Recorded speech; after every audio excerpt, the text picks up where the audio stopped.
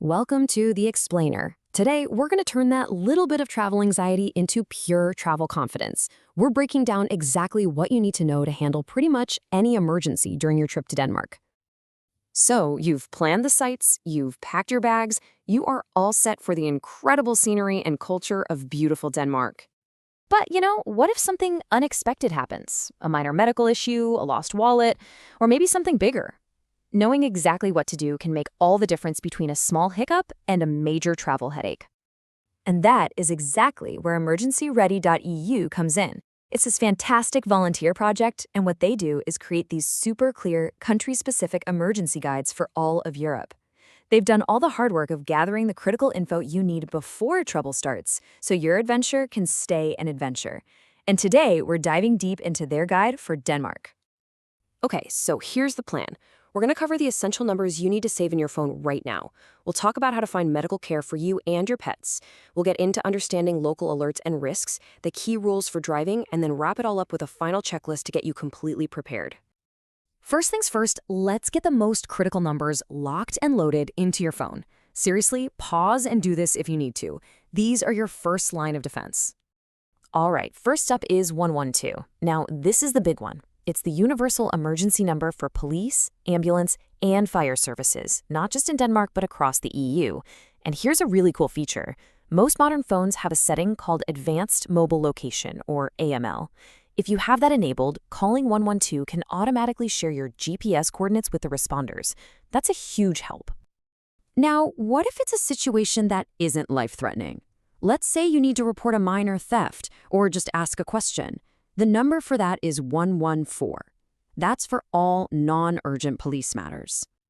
This next one is absolutely vital if you're in the Copenhagen area.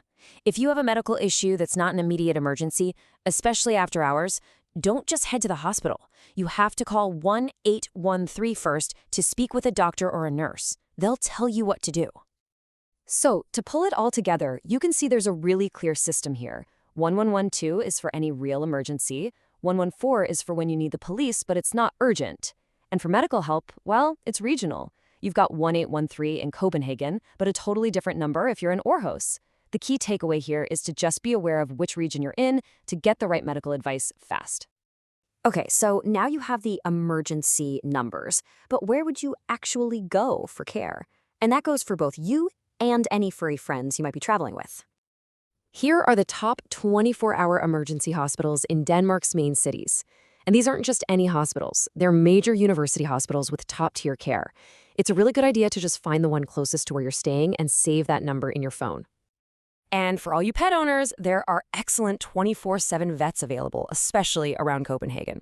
But honestly, the most important piece of advice here is for human health care.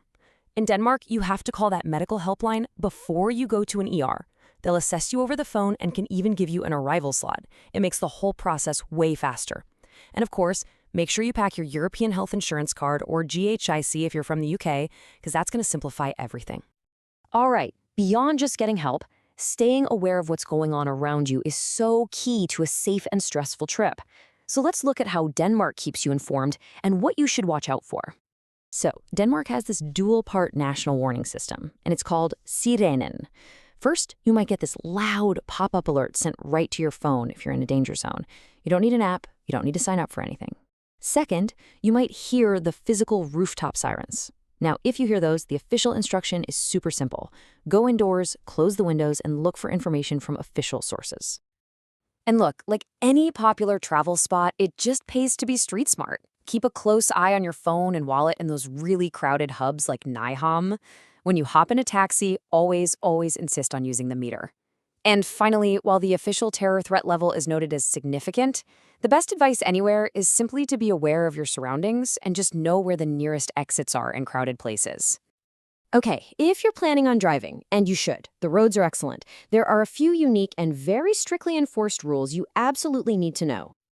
So here are the standard speed limits, which are pretty typical for Europe. But remember, these are just the defaults. You have to pay attention to the local signs because they can, and very often will, be lower. This is a big one, and it catches so many visitors out. Your car's headlights have to be on at all times, day, night, rain, or shine. It's a key safety rule in Scandinavia, So just get in the habit of flicking them on. Denmark is incredibly strict on drink driving, with a limit of 0.05%. The penalties are severe, and here's the really unique part. The fines actually scale with your income. That means they can get ridiculously expensive. The only safe choice is just not to drink and drive at all. And one last thing for the car, every single vehicle, and that includes your rental, must be equipped with a warning triangle by law. Before you even drive off, just make sure you know where it is. And since Denmark is a country of islands, you're almost guaranteed to cross a major bridge.